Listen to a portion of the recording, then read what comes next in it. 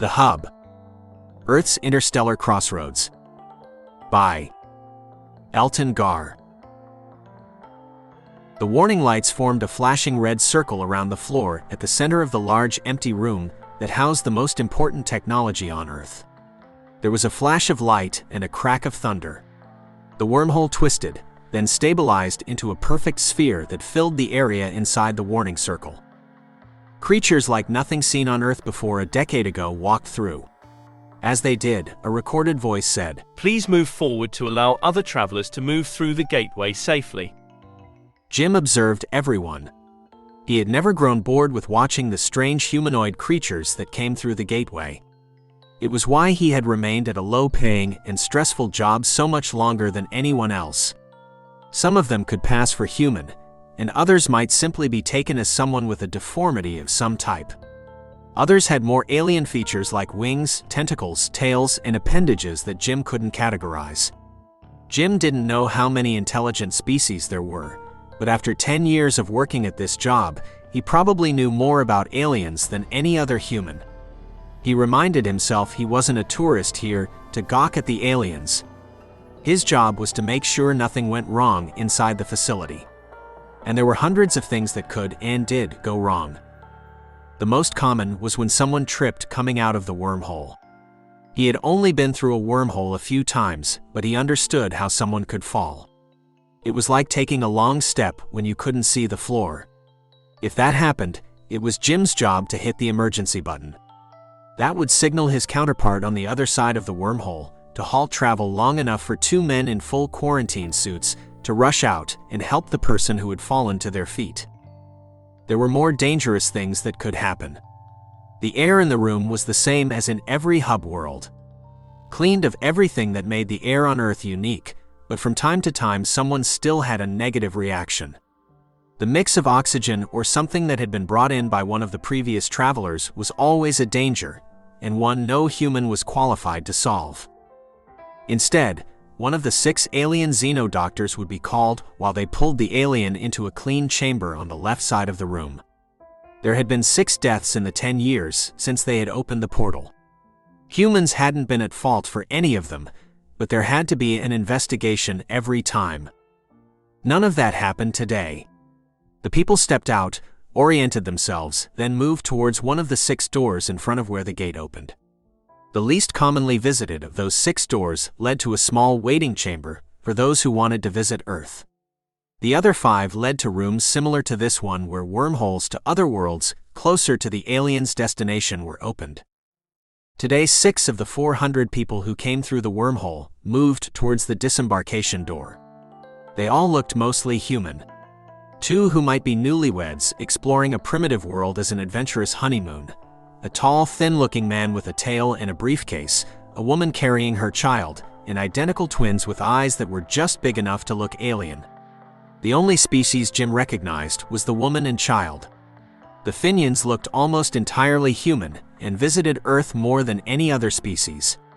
He knew little about their parental habits, but it seemed strange to bring a child to a primitive world. He continued to watch until the wormhole flickered, then disappeared with a much softer puffing sound. He then straightened his shirt and went to greet the aliens and explain what to expect on Earth. He stepped out of his small office into a room far bigger than it needed to be. Along one wall were a dozen vending machines. Most had human foods selected by a committee of alien doctors and human chefs to show Earth's culinary expertise while not poisoning anyone. The others had strange alien treats Jim didn't understand. Along the walls were posters that advertised various features of Earth an alien might want to visit. Anyone who could afford to travel through the wormholes was fabulously wealthy by human standards, so they were welcome pretty much everywhere. More than that, it was important that Earth do its best to impress them to get more tourists. The best chance they had was the natural wonders of Earth. Many of the species who used the wormholes had been civilized for longer than humans had existed. Jim had asked questions carefully and slowly over the last 10 years, learning what he could of those worlds. He heard of cities that used gateways to span worlds and worlds turned into gardens beautiful and carefully controlled. But as worlds advanced, their willingness to accept a lack of control slipped away. And so the patches of relatively uncontrolled nature on Earth fascinated them. Jim took a breath and then started the speech he gave several times a day. I welcome you to Earth and thank you for giving us a chance to serve you. We understand our hospitality is far less impressive than what other worlds offer, but we will do what we can. The important information about our atmosphere and biosphere should have already been forwarded to your personal information devices, but if you require more specific information, we will attempt to get it for you. Please have proof of your health screenings ready.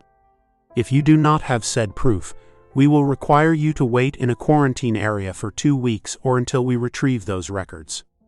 If you are a refugee or have other special circumstances, please speak to me personally and I will see to the arrangements. If you had not previously been warned, Earth is classified as a primitive world. This hub and its medical facilities are the only places on the planet guaranteed to have information on your respective species. If you are forced to visit any other medical facility, all attempts will be made to help you, but besides not knowing your physiology, our best medicine is barely considered first aid on most of your worlds, so our best advice is to not intentionally injure yourselves. Humor didn't always translate, but that got some chuckles from the small group. The rest of the speech explained local laws and a few basic points of culture. Alcohol was of special importance since it was both dangerous to some species and caused humans to act irrationally. He also explained cars, dogs, and that Earth hadn't yet settled on a universal language, though their translators could mostly solve that. Once done, he stepped down from the small raised area that had been built on the assumption that eventually there would be more than a half a dozen visitors. He waited a few seconds, allowing any that felt they had urgent requests to speak to him. He was mildly surprised when it was the identical twins that approached him. One of them had taken out a data pad, and the other said, Greetings. I am here to conduct a study of primitive civilizations. What is the best way to understand your culture? That wasn't unheard of, but it wasn't something Jim had specifically prepared for, so he said, I could contact one of our universities. They will both have access to our historic records and a better idea of how to study our current culture than I do, and they are always looking for ways to learn more about other species. I would be pleased to speak to one of your scholars. Understanding how primitives learn is an area of interest. Excellent. And is there anything else I can do for either of you? Jim asked. A look of confusion crossed both aliens' faces, then he laughed and said, I understand your confusion. My consciousness is spread across 2 bodies. Ah. My species sometimes has twins, but I have not heard of a species that has a single mind in 2 bodies. If you want to take a seat, I need to speak with the others, Jim said, trying not to look or feel embarrassed. Everyone knew that first contact with the Balerians had only happened 15 years ago when they contacted Earth with the opportunity to build this hub and become a stop in the wormhole network of the galaxy. Before he turned to walk away, the Finian mother approached him and said, Hello, human. Is there a place where I can dispose of a diaper?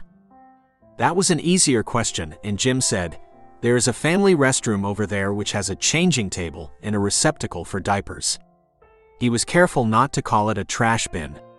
It was always important to avoid anything that implied something was negative, since you never knew how a species might react. It also suggested that the young woman had studied the protocols as bodily waste was, as much as possible, regulated, especially in the hub.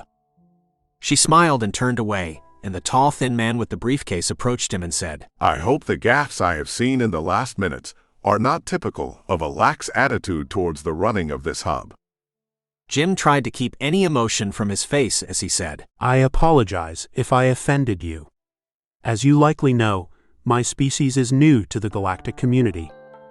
You just mentioned family to a species without the concept and assumed a single person was 2. He said. Jim tried to make a mental note about the lack of families in Finian culture, but the actual issue was that he shouldn't have referred to it as the family restroom. It existed not for families but for any species that preferred or needed a separate restroom. I will be more cautious, Jim said, uncertain why he cared about any of that, but some species were hard to understand. I would think you would be more prepared when you know you had an evaluation today. The tall, thin man said, his tail flicking in what Jim thought was mild annoyance, though he worked hard not to make assumptions. There is no scheduled evaluation, Jim said. He had been told about the last evaluation every day for almost a month.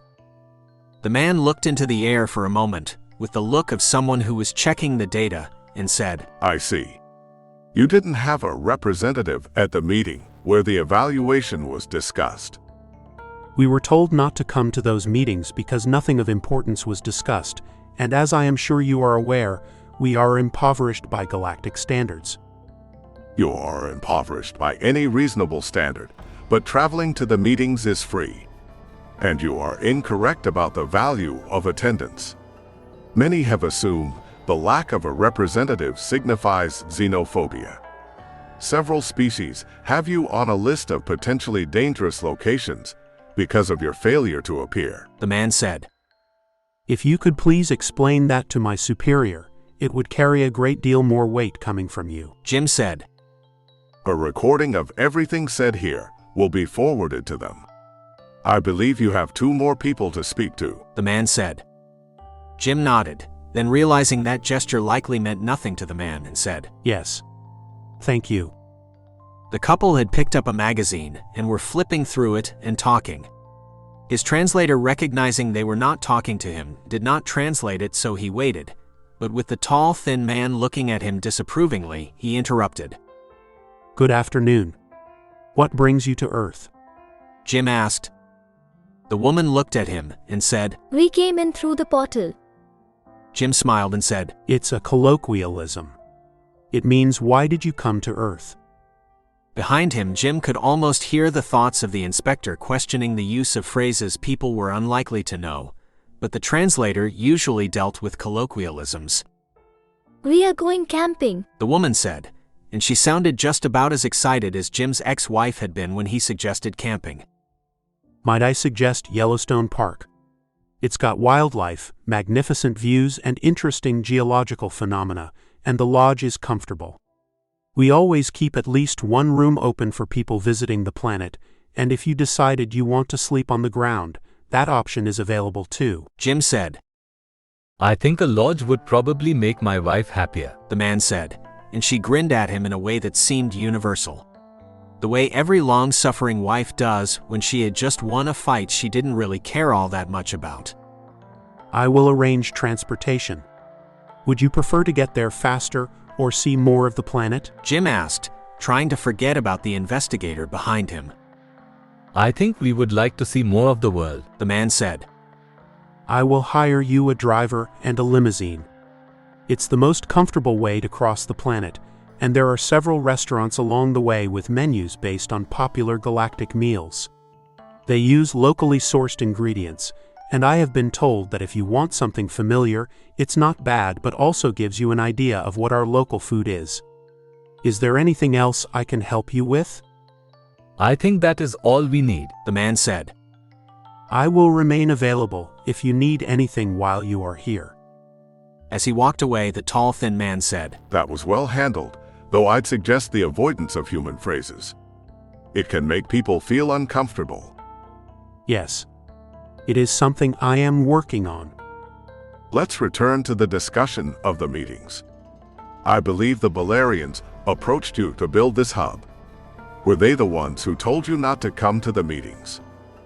I was not involved in the discussions, but that is how I understand it. And do you believe they have treated you fairly? I don't believe we've had all that much contact with them. They come by a few times a year for payment, and I assume there are negotiations, but from my limited experience, I don't think they like Earth. I think it's just about the money for them. Unlikely.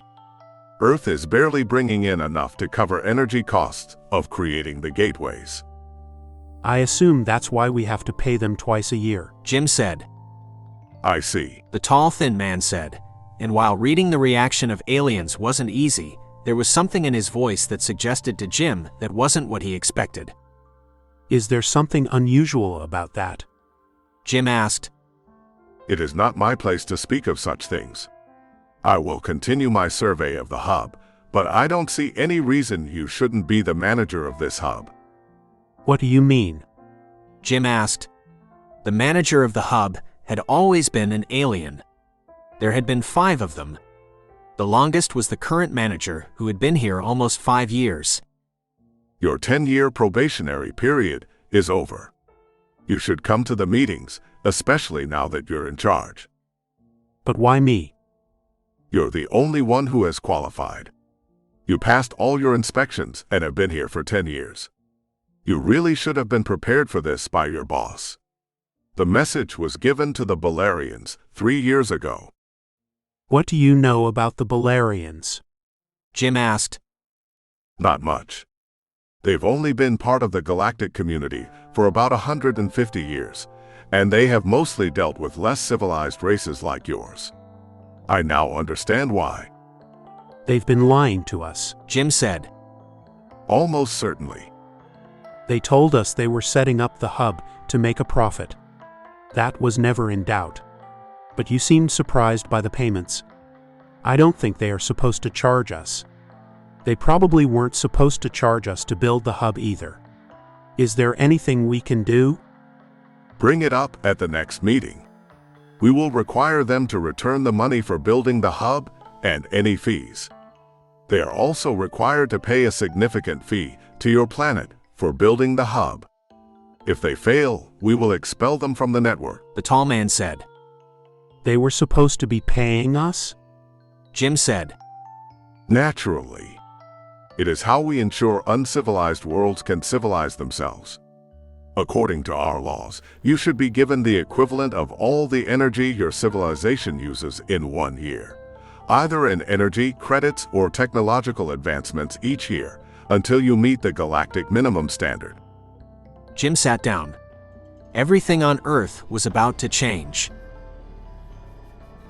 Author's note. I have spent a fair amount of time writing stories where some piece of technology changes everything. Whether it is faster than light travel in my Spaceship Vision series, automation in many of my short stories, or even time travel, the idea that it changes everything is always central. So, I wrote this story where advanced technology changed almost nothing. I think that the feeling of bureaucracy at an airport is fairly strong. But I do hope that the aliens, the few jokes, and the ultimate conclusion of the story kept it interesting. If you enjoyed this story, you can sign up for my newsletter at www.anscifi.com and follow the link that says free book or get access to over 25 patron-exclusive short stories at patreon.com/Elton. Thank you. Elton Gar.